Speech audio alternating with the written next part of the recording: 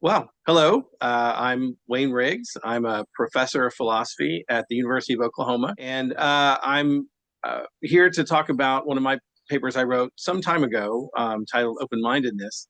That's a topic that I've written a fair bit about. I've worked on a variety of topics in my career. I haven't just been a sort of publishing philosopher. I've also been in administration, so I was a department chair for 10 years, and I'm currently director of a center on my campus. So I haven't been sort of 100% devoted to sort of publishing and teaching. But among the sort of topics that I've worked on in my career are, it's all in the area of epistemology. First, I want to start with your definition of open-mindedness, because I think I remember that you contrasted or gave it in contrast to Hare or William Hare. So, Right. yeah, what is your definition of open-mindedness? Adler, I mean, really, I just sort of borrowed his account, which is that open-mindedness, we often tend to think about being open-minded about a view, a position, as we would say in philosophy, a proposition that comes up in conversation or thinking or whatever. Like, are you open-minded about whether God exists or not? Something like that, right? But Adler kind of shifted the perspective a little bit and said, look, really, open-mindedness is not, it's a state of it's an attitude of a person. And it's an attitude toward themselves. So being open-minded is just recognizing that no matter how sure you are of something, you could be wrong. Humans are fallible. That seems indisputable. And so pretty solid place to rest a definition. And so the idea is that I can sort of have an ongoing recognition of my general fallibility, such that I'm willing to hear and entertain and take seriously views different from my own, even though that willingness doesn't come from any a doubt about that particular belief that's under discussion. It's not a doubt that I'm right about that makes me open. It's not a doubt about that particular proposition or that particular belief. It's my general awareness that I'm fallible, that I could be wrong about anything. Right. There's still a flavor of tension there, but I think it's much less sharp. I think it's much easier to sort of live with than the way of putting it, where it seems like you have to both seriously entertain doubts about a belief and also believe it very strongly. Yeah, and you set focus on the agent. So, can you characterize this open-minded agent you draw? Well, that's interesting. That's the place where my views have changed probably the most. Okay. And it tracks a change, kind of, although a slower one, in epistemology more generally. So in this paper that we're talking about, I still had a very what we would call an intellectualist picture of open-mindedness and of our evaluations of our reasoning in general. So in other words, taking the paradigmatic agent that we're looking at, that we're theorizing about, to be someone who comes to believe things on the basis of reflection and reason, and a kind of Cartesian picture, right? Descartes kind of famously imagined, when he was giving us rules for the direction of the mind, they were very intellectual. Sit down, reflect, think about things, right? Your natural light of reason will bring truth to the fore, and that's just not very consistent with what we've learned about how human reasoning actually works. And so, in my paper, my old paper, I talked about the open-minded person being someone who had this attitude of fallibility, which that's a lot in itself. A lot of people have trouble with that. Genuinely, and it's not enough to just say, oh, I could be wrong. It's got to be a real conviction, like a real commitment to, yeah, okay, I could be wrong. That leads to a genuine consideration of alternatives, right? Or a genuine paying attention to someone who's disputing what you think. But that attitude's not enough.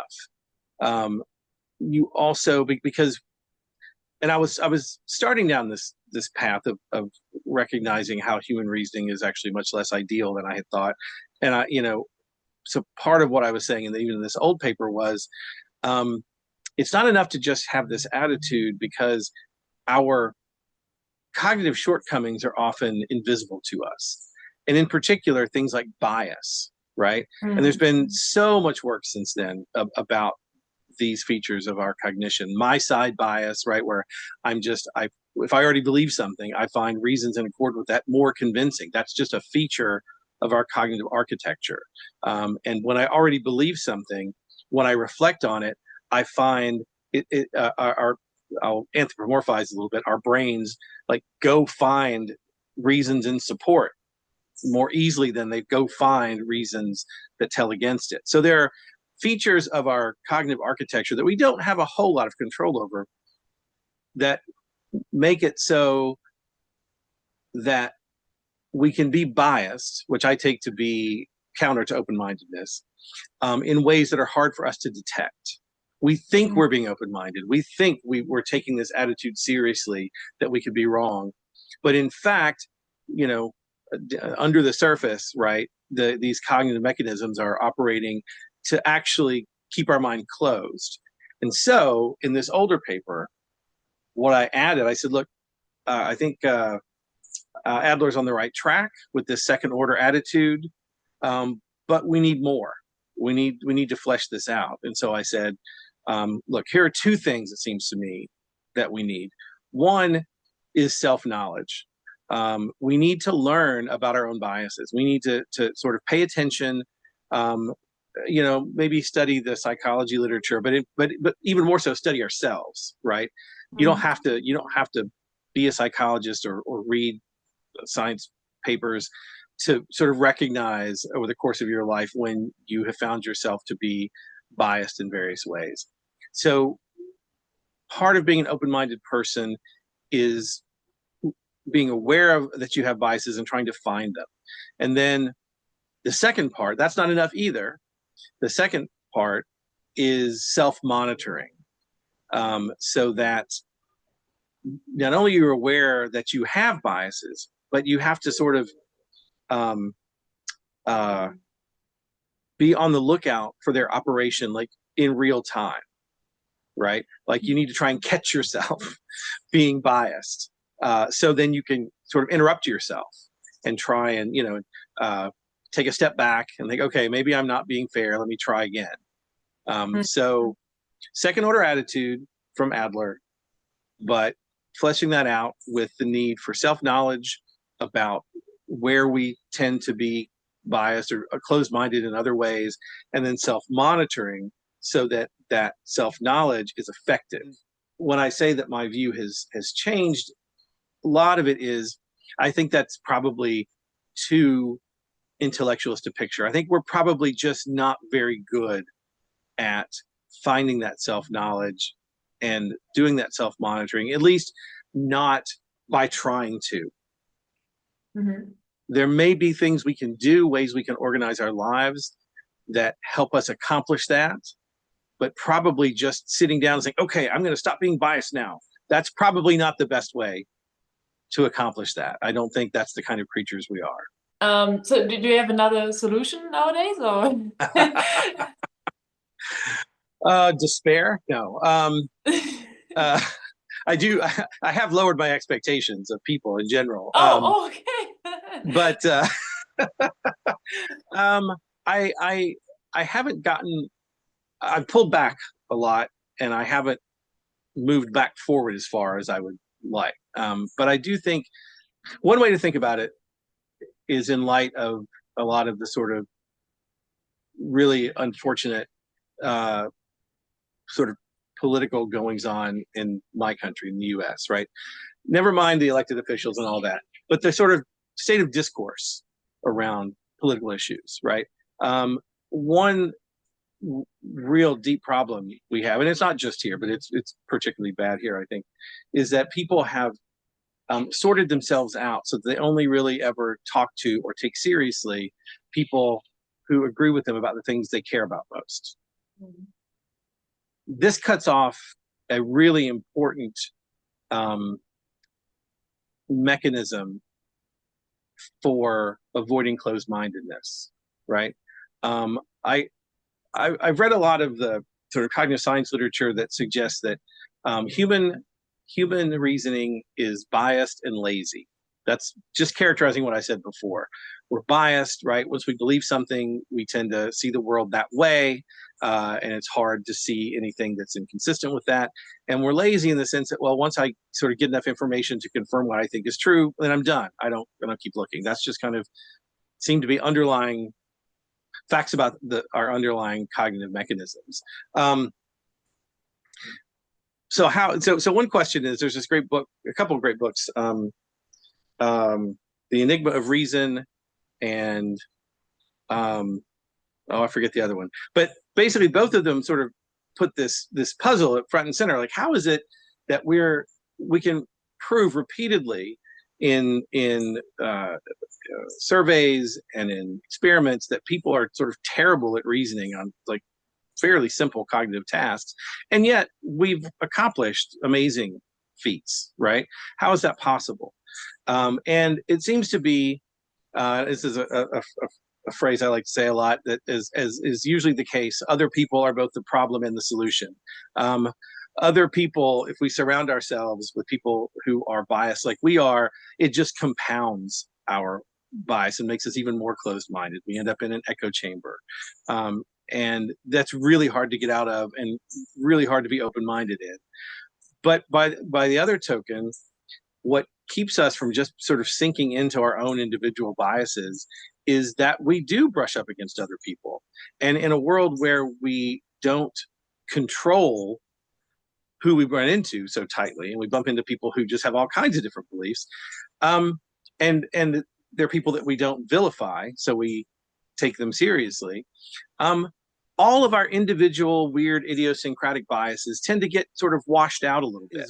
I think open-mindedness, and I don't have a definition anymore, but I think open-mindedness is whatever it is, whatever set of features, habits, whatever it is that makes us good at that makes us good at, engaging with other people in that sort of way, right? Yeah. Being appropriately epistemically affected by other people.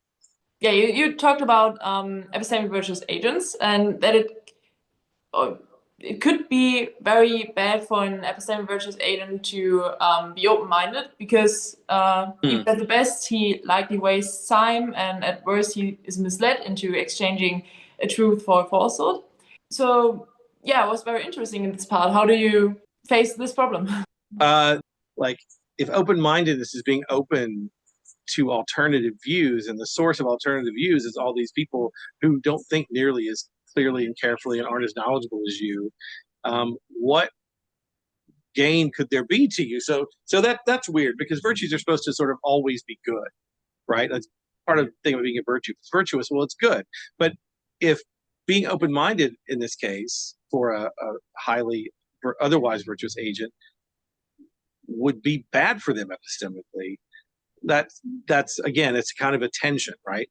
Then it seems like that person shouldn't be open-minded, or that open-mindedness would like be bad for them. And yeah, so part of two ways in which I've changed my thinking or developed my thinking since then. One is I just don't think there are such big differences among people. I think one person can be way more something than someone else, maybe more reflective or more knowledgeable or more patient or more comfortable with uncertainty. There are lots of dimensions like this that are relevant to having different virtues where people vary a lot. But I just don't think there are people who are just so good across the board that they can't learn something from just about anybody. So that's one way that I reduce that tension. And the other is recognizing that other people aren't the only, or the people around you physically, locally, aren't the only sources of challenge to your beliefs, right? Open a book, listen to a podcast, right? Or just reflect on yourself. Like one interesting question that arises on this view that our reasoning powers kind of evolved to operate with other people. They're not very good when we're just doing it by ourselves. They really kind of evolved in a social setting. And one question was, well, so what happens if Robinson Crusoe, the story Robinson Crusoe? Yeah. Right? He ends up on a deserted island. So what? He's just an idiot now? Forget, Friday. He can't think reasonably now for the rest of his life because there's no people. So an interesting response to that is, no, part of learning to be a reflective person is kind of internalizing other voices, right? Learning to represent in your own mind alternative views. And that's also something some people are better at than others, right? And so even if you're a highly virtuous person surrounded by idiots, you can still attend to that internalized other voice, like challenge yourself, right? Because you're having been a creature who grew up being a kind of social, how do I want to say this? You developed your cognitive abilities in a social way. So you've internalized how other people can disagree with you, how other people can have different points of view. And so to at least some extent, we're able to do that on our own. After a sufficient bit of development. And again, some people are better at it than others.